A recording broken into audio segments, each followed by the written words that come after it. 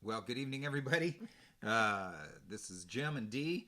We're back again for our 12th episode, so that's quite a bit for us. We've got that even dozen, and we're going to do some things for you tonight that we haven't done before because we have done some songs from the album. Now, how are we starting this? Am I supposed to start singing and then say this song, or what? You just talk first, sing later. Okay, talk first, sing later.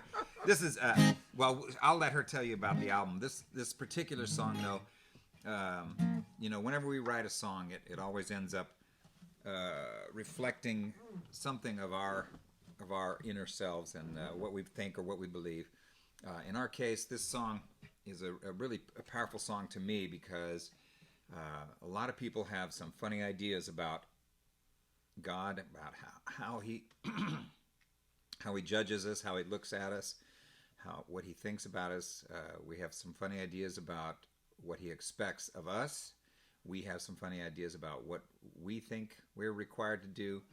And the title of this song is "All the Light We Have," and the concept here is that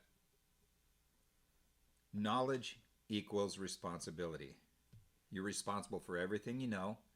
And you can't hide from what you know and pretend you don't know it and then live your life as if you didn't know those things. You're also required to pursue him and seek more light and live up to all the light that he gives you all along. And that's probably enough, I guess. However, you're not required to live up to all the light someone else has. That's true. I'm not required to live up to all the light she has or all the light you have, but you're also not required to live up to the light that I have. We are each required to live up to what we know. And seeing as God knows what we know, that doesn't leave us any outs.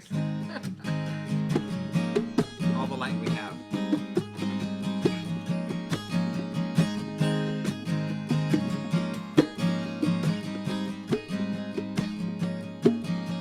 Sailing on a crystal sea that turned to ice. Time might just as well stand still for you tonight as you drift somewhere in between death and life, living up to all the light we have.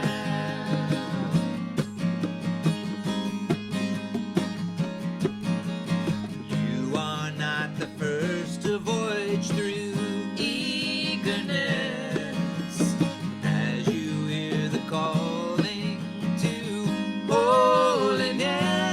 You must choose living death or his sweet blessedness,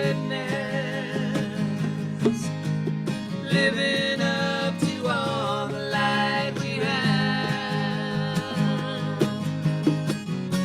You say that you want to find life, and yet life only comes when you're willing to die. If you'll do what is right, living up to your light, you will wake up to life by and by and by. Don't think you have made it yet, you just begun.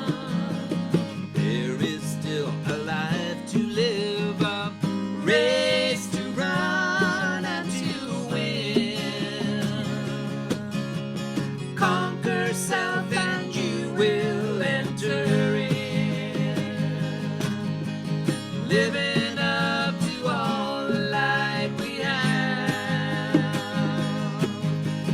living up to all the light we have.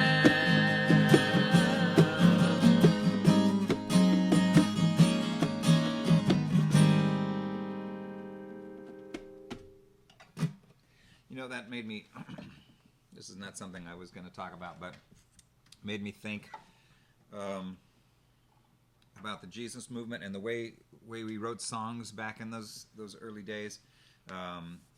If you go back to the late 60s, early 70s, you won't find a lot of music that you would think of as worship music, but it was more always almost always outreach oriented, more evangelistic oriented, and there's not a lot of people who do that anymore. There's not a lot of people. We just spent, not to see, I guess it was not last week, the week before, we had brought in Randy Stonehill to come sing at our little church in Lindale, and on the day after, Dee and I spent several hours with Randy and his wife Leslie, and we talked a lot about the different kind of songwriting that we did back then, and the kind of songwriting that he still does, kind of songwriting we still do.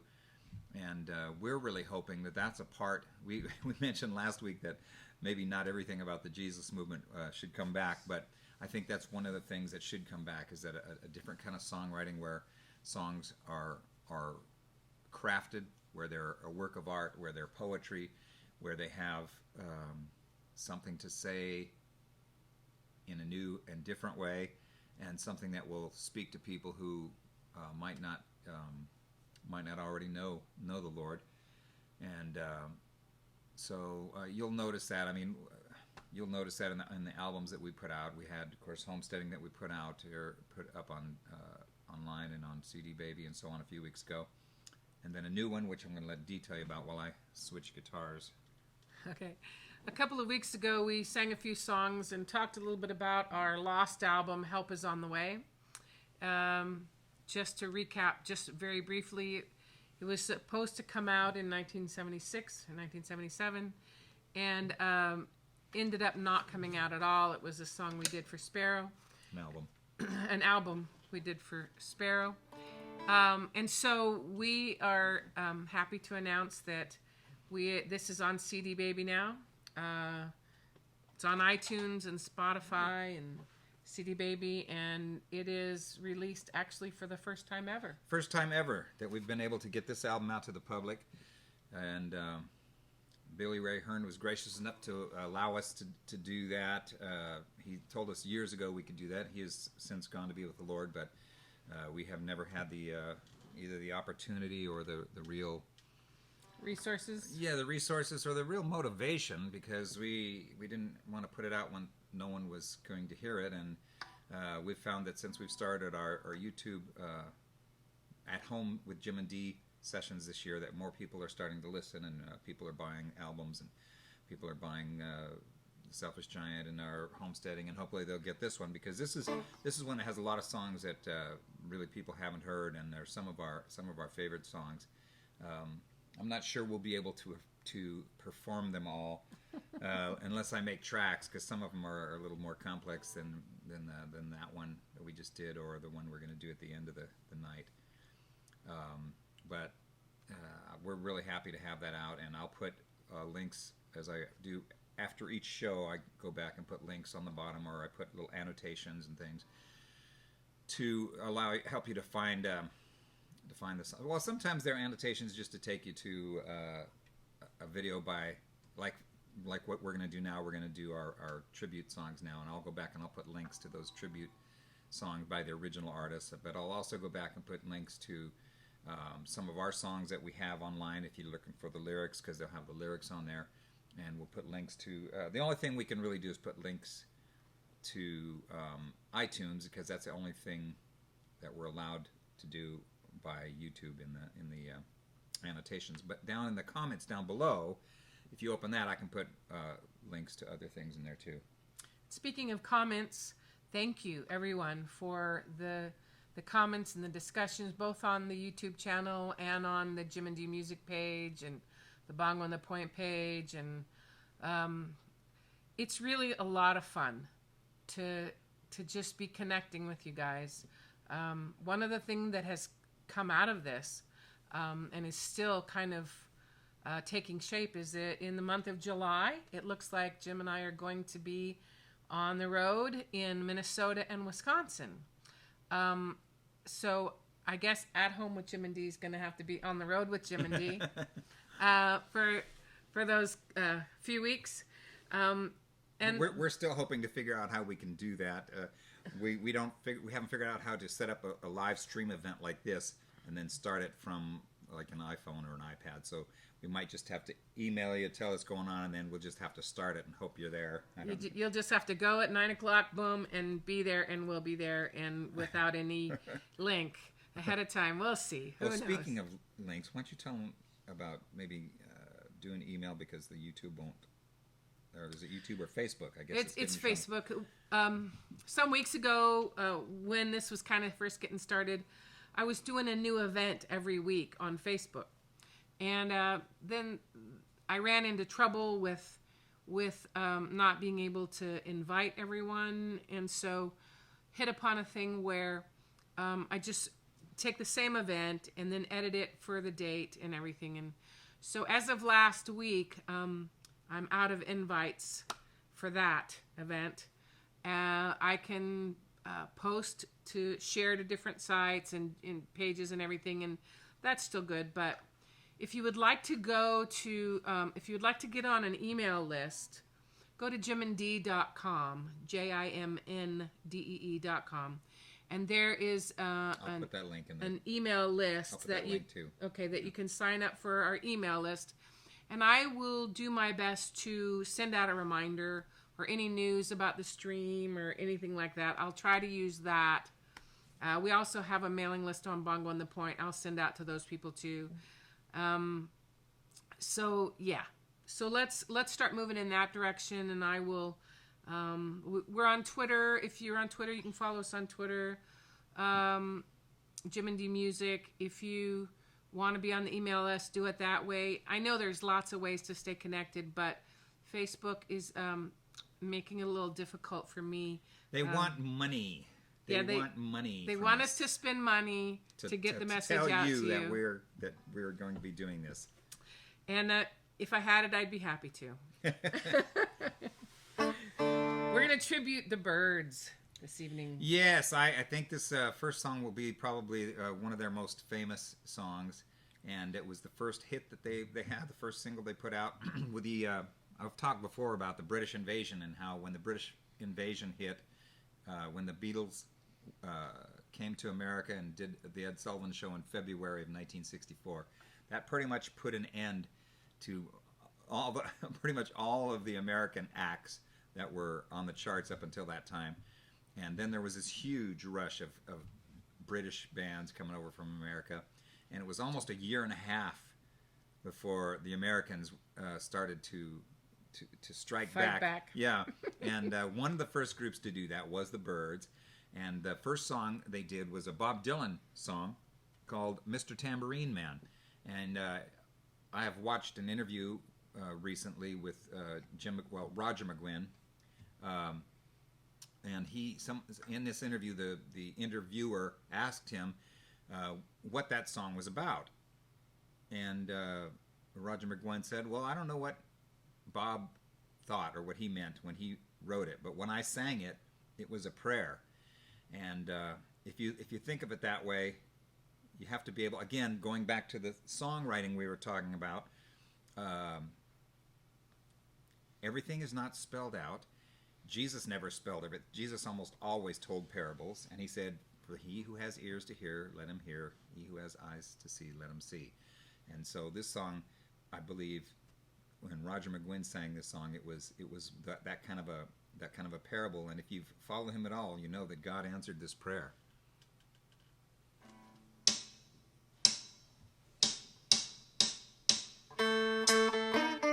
Wait, stop.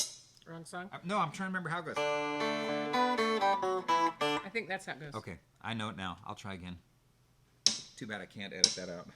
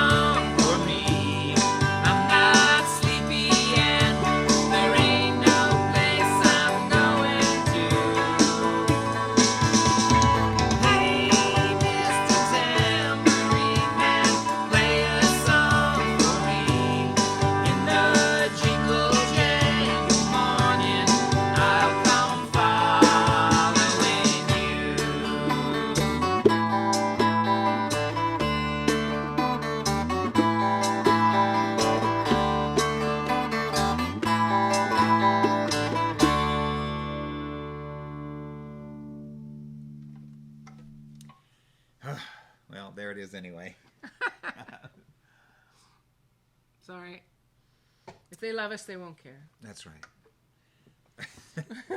I was, and I'm sure well, I don't know if I've mentioned this before, but I think I have. When I was in my late teens and early 20s, well, I mean, when I was 15 was the first time 14, first time I went to a concert. That was the Dave Clark 5, and then I did some others, and then when I was 15, I worked at a Beatles concert and all this, but I got into the habit after a while of always trying to find a way. Well, once I gave my life to the Lord, which wasn't until I was almost 19. After that, concerts kind of became a different thing. I went to a lot of concerts, and I would do everything I could to get backstage and talk to these guys about Jesus. And let me think, in 1969, in October of 1969, I moved to Minneapolis, Minnesota, and I stayed there for a while.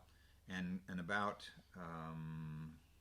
probably March of the next year, I was hanging out with a friend of mine by the name of Mark Anderson. I don't know if I've mentioned him or not, but Mark used to be a bass player in Los Angeles. He was with a band called Band Without a Name. They were a radio station sponsored band. He was also with the Turtles for a short time, and he and I hung out a lot, and we tried to do a lot of witnessing and things like that. He was actually studying to go into the ministry, and I was just fumbling along trying to make it from one week to the next. But one night, I think it was probably in March of the next year, the Byrds came to a particular facility there, and we went to see them. And when we knew it was near the end, we could tell because the songs they were doing, they were getting near the end. Mark and I got up, and we kind of went over to the side, and we kind of just went down the aisles on the side towards the stage, and we just kind of went backstage. And there wasn't really anybody there or anything. This was by this time it wasn't, it was all long past the days of Beatlemania and screaming and all that stuff, and it was no big deal. We just went back. And we saw somebody back there, and we said, "Where's the dressing room?" And he said, "Oh, it's that third door down there," or whatever. So we just went into the dressing room while the Byrds were finishing their set. And so when they finished the show, they came back in, and they came back to the thing, and they came in. There we were waiting in the dressing room, and they were kind of they were kind of taken aback. Now the guy that we're talking about here, Roger McGuinn, originally when he first came on the scene, his name was Jim McGuinn, and then he got into some sort of religious thing, and I never knew what it was. I thought perhaps it was Baha'i, but I don't know. But when they came back, there was a couple things. I asked them. They had been doing a song. They had done a song, recorded a song, and were playing a song called "Jesus Is Just All Right with Me," and I thought that was pretty interesting. And so that's the first thing I asked him was about that song. And he told us, this other guy in the band, Clarence was his name. He said, "Oh, Clarence knew that song. He saw it on a poster, and then he found it, and we just did it's a cover. It's just our version of an old gospel song." And then he says, "So what are you guys doing back here?" And we said, "We want to talk to you about Jesus." And he says, "Oh, okay. What do you want to know?" And Mark and I kind of looked at each other, and he realized, he says, you want to tell me about Jesus? I said, "Yeah." He says, "Oh, well, you look," and he reached down into his socks, and he pulled out his like his wallet kind of thing, and he pulled it out, and he showed me whatever this, I don't remember, like I said, if it was a Baha'i faith or whatever it was, something that he joined where they changed his name to Roger, and it was some kind of religious thing, but it wasn't what we think of as Christianity. And he starts telling me about this. And so Mark and I just shared with him for a little while our own experiences. Mark was always good to have along since he was from LA and knew a lot of musicians and stuff. And so we talked to him for a while, and then just went on our way. And it was nothing really happened at that concert, as far as I know. I mean, he didn't say, "Well, can I pray to receive Jesus?" or anything like that. And I have no idea. I honestly don't have any idea whether it had any impact on him at all. But I know that in a few years after that, he did give his life to the Lord. And he's been living for Jesus ever since. And it was kind of cool in the 70s. Some of you might remember a song, was it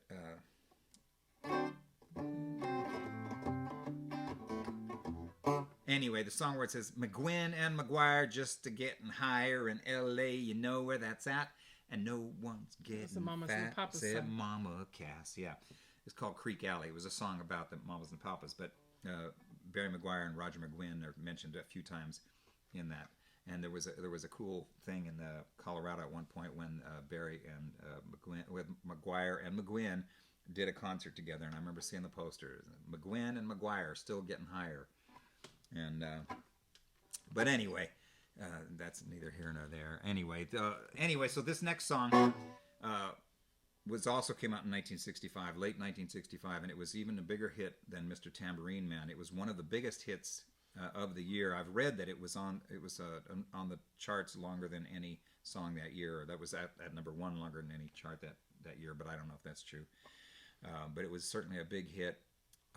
As a 15-year-old kid, I didn't know what it was, but I heard people saying, "Oh, that song's taken from the Bible," which again didn't mean anything to me at the time, but it does now. And so this song is our second tribute song for the Byrds, and we're going to do this one. And here goes.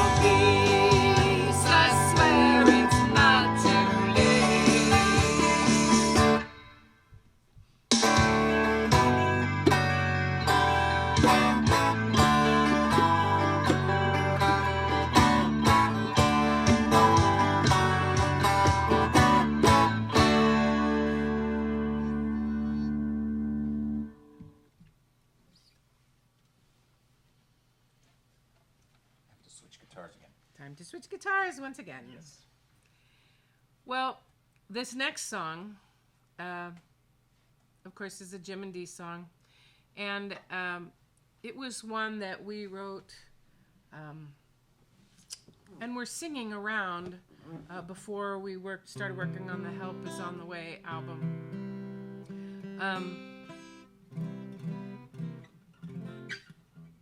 It's hard for me to know really what to say about the song because some of our songs are so personal.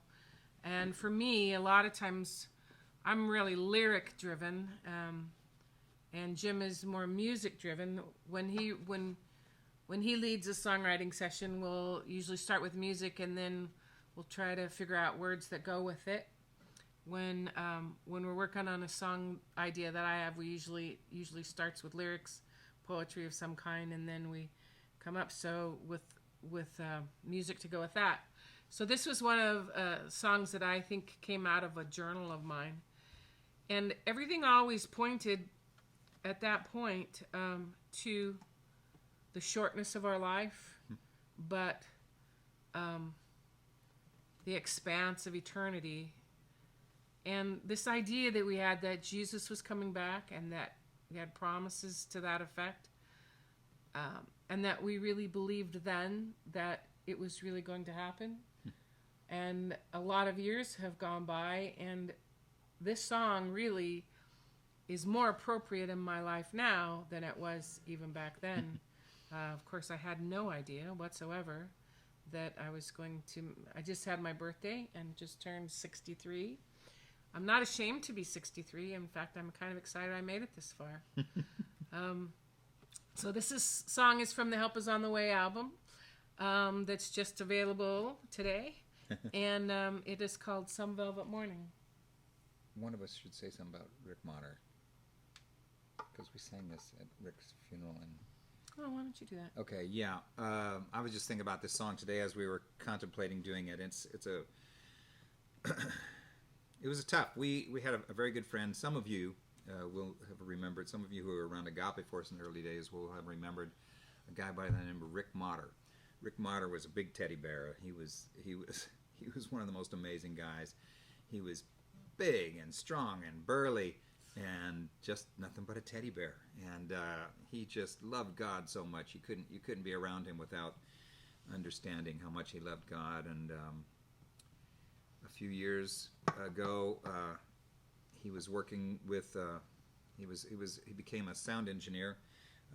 When he left the Agape Force, he became a sound engineer. Was working for an evangelist, and this evangelist was very famous, big famous evangelist. In fact, it was so much that Rick traveled the world. He traveled the world all over, running sound for this guy. And there were people I met after Rick's death that told me, Rick's the guy I would call if we were going. If we're going to some place down in Sydney, Australia, and I'd never been there, I'd call Rick and he'd go, okay, just make sure when you hang your speakers, do it like this and do it. And he would tell everybody how the best way to get the good sound out of an auditorium that they'd never been to was. And unfortunately, Rick was not a great businessman, and he had to become a businessman when this evangelist kind of fell into sin and his ministry went down the tubes, and Rick continued to do the job, and he was on his way. He had gone to, what were those things called? Wake America? Wake America. Yeah. It was a special event for the... Yeah, he in a special event for Wake America. He did it as a volunteer, and he was driving home. He had his van, and he had a bunch of stuff behind him, and he was on his way, actually coming back to go do a job for HBO in Hawaii. And on the way home, he was so tired, he fell asleep and crashed, and he was killed. And so we went to the funeral in Louisiana, and is that where it was, Louisiana? Mm-hmm. Yeah. And his wife, who was Penny Motter, she asked us if we would come and sing, and so we did. And this was the song we did.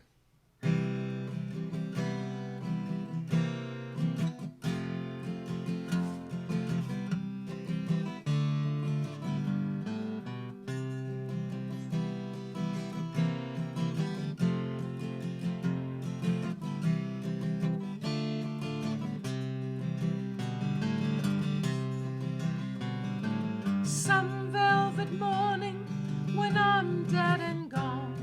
If this world's still turning and children still run, then these words will be truer than when my lips sung. His coming is nearer than when we begun.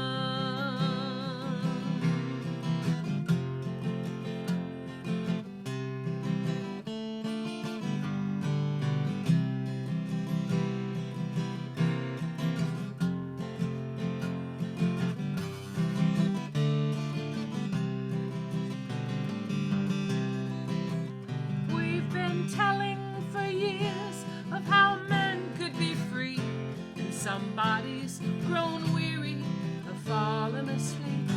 But on horizon each morning, I still hope to see his coming is nearer than when we believe. His coming is nearer than when we believe.